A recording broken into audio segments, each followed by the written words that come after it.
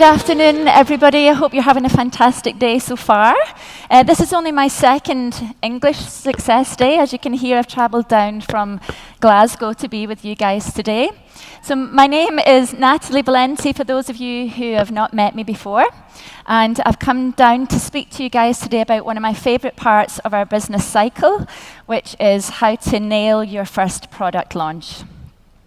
Now, I've been with Forever for almost 3 years now. It's actually 3 years almost to the day. Total whirlwind. It's been incredible. And I vividly remember my first success day and going along and watching all of the people coming across the stage, picking up their promotions, and all of the incredible speakers, and thinking that they must be different to me. I remember thinking it was probably easy for them. So you can be forgiven if you're new in the room for thinking that it was easy for me too. So what I'm going to tell you first, before I go on to talk about the launch, is to tell you about my first product launch. Hopefully the disaster that it was will make you feel a wee bit better about going on to do your own. So I made excuses for exactly 5 months when I first started my business, because I was really terrified of doing my launch.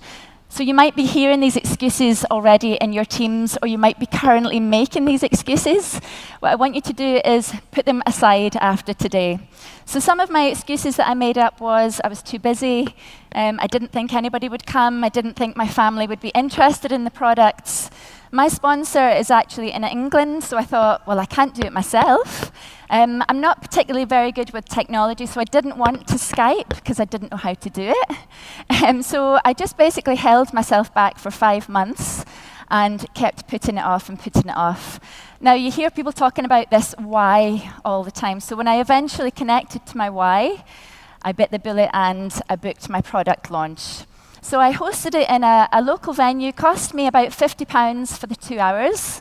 I invited 35 of my family, and every single person said that they would definitely come. So I made it very simple for myself. I made little cue cards, I set up my products, I had a few little nibbles, and on the night, 7 people came. So, of course, I was a wee bit disheartened. I can say it because she's not here. My sister, who's one of my managers, she didn't come. Now, the other people that didn't come didn't give me any warning. They didn't let me know that they weren't coming. And the 7 people that did show up on the night, one was my mum, one was my gran, so I could kind of take them out of the equation. They were already using the products. They definitely weren't going to join my team. 2 of my cousins that came, who I knew would be really interested in the Clean 9, loved the cleanse. They loved it so much that they went home and bought it on eBay that night because they could get it cheaper, because they weren't getting a discount from me, because I needed my retail profit. So you can imagine that I was a wee bit disheartened by that. But what I didn't allow it to do was I didn't allow it to hold me back. I used that kind of negativity, as you like, to fuel my fire. So I thought, if my family don't believe, I have to do this very, very well to make sure that I kind of prove them wrong. And that's kind of my motivation now. What I also did was I supported my cousins throughout their Clean 9s, because obviously they weren't going to get the support from the people that they bought it from. And they have now been regular gel and shake customers of mine for the last 3 years. So whatever happens at your launch, let go of the outcome. It really doesn't matter. But my first piece of advice is just to get it done. If you wait, like I did, again, the only person that you're going to hold back is yourself. There's never going to be a perfect time. There's never going to be a time where you feel great and really comfortable about it. Because let's face it, it's a new thing. Anything that you do that's new is going to be nerve-wracking. So you just have to push through and go with it. So that is my first piece of advice. If you haven't launched yet, please go home today and make sure that's the first thing that you do, is set yourself a date. So moving on to how we actually get these launches done. So from experience over the last 3 years, I've probably done a good few hundred launches. So it's up to you to take it in any direction that you want to go. You could have it in a venue like I did, or if you've got space, you can have people at home. And again, in hindsight, it's always best to give people the option of 2 dates.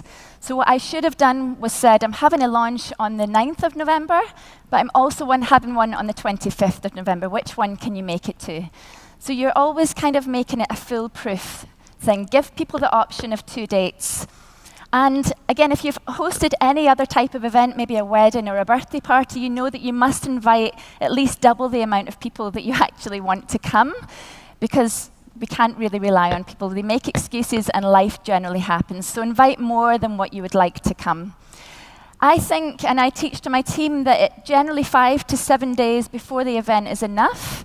We don't want to give people weeks and weeks of notice, because again, it gives them time to kind of back out, if you like.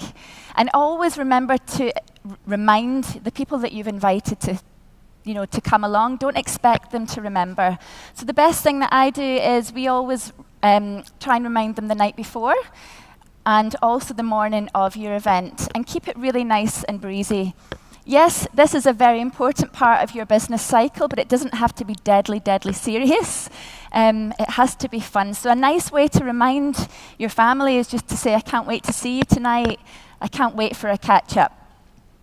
Now, a great way to make sure that you get more people than you would like is also to ask people to bring a guest with them. A lot of people would feel more comfortable if they could bring their best friend or their sister or their mum with them. And again, it's opening up your network all the time. I think a lovely way to invite people towards your business launch is just to ask them to come and to support you.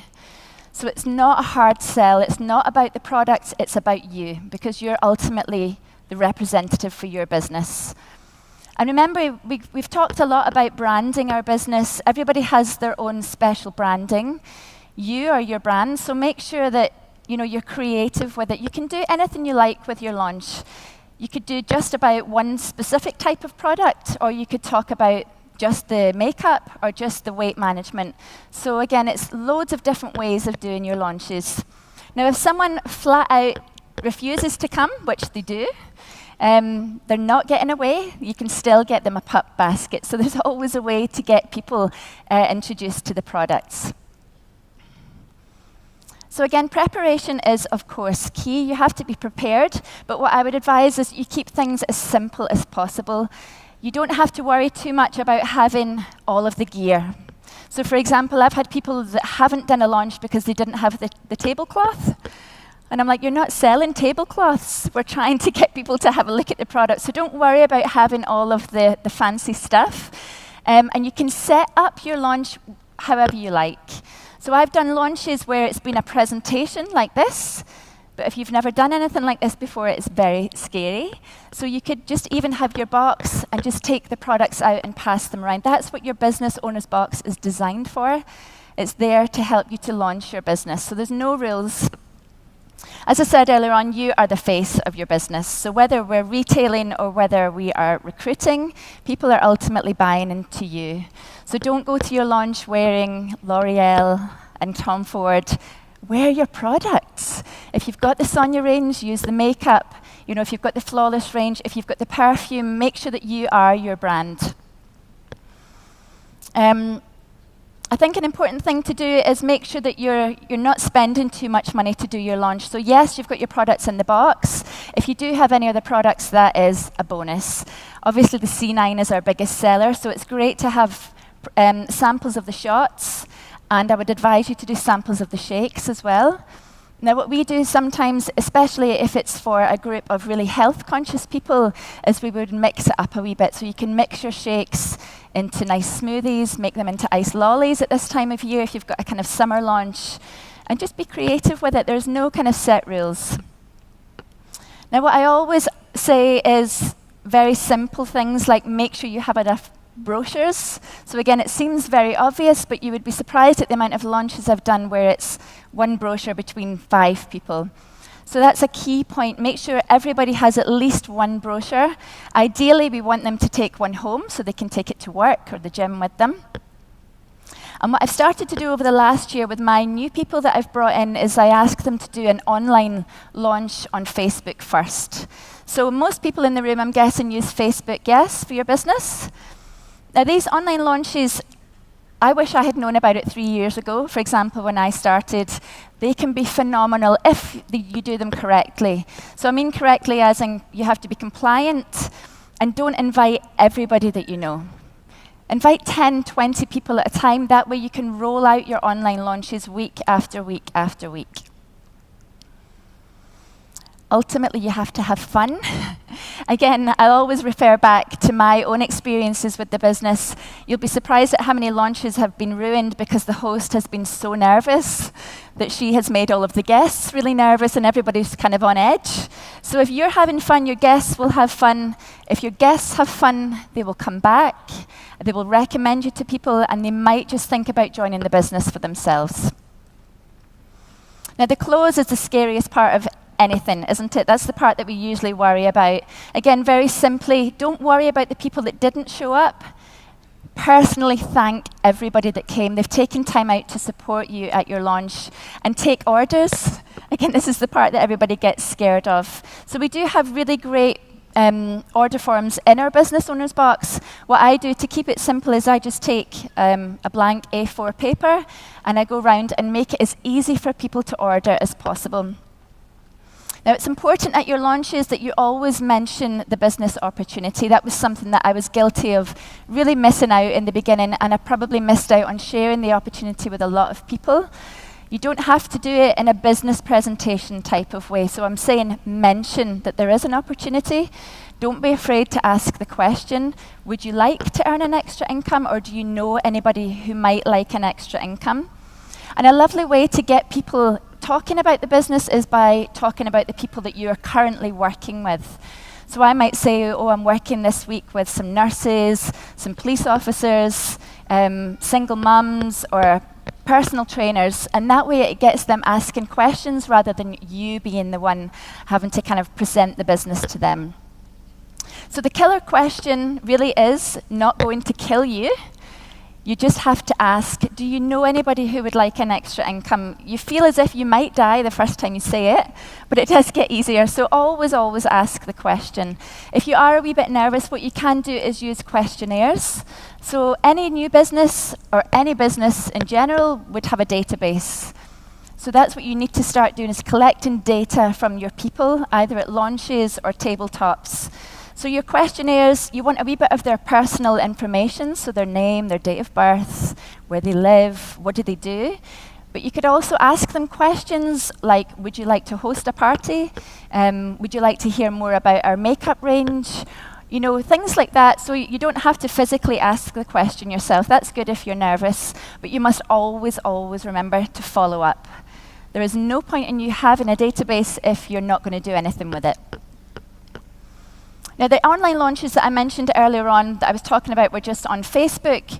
There's another type of online launch where you can actually go and help the people who work at a distance from you. So as I mentioned earlier on, my sponsor is in England and I'm in Scotland. We could have Skyped and she could have helped me.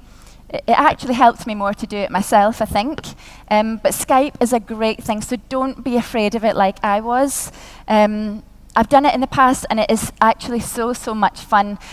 What you have to do is, again, just prepare for that. So make sure that your person knows how to set up the products. You would actually talk about the products yourself through Skype. And what they would do is just simply pass them round and kind of be the face of the party, if you like. They get to kind of speak to everybody. It's important, again, to always stay connected with your team wherever they are. Don't discount someone just because they're a wee bit further away with you. And you would close in exactly the same way, just purely by thanking everybody for coming and thanking them for their support. And yeah, good luck with your launches, guys. There's a kind of trick in the name. A launch is usually something that's done at the beginning of your business, but ultimately what we should be aiming to do is do these launches as often as possible, because it just gets you out there to so many more people. So I hope that that has been of some use today. You've been absolutely fantastic. Thank you very much.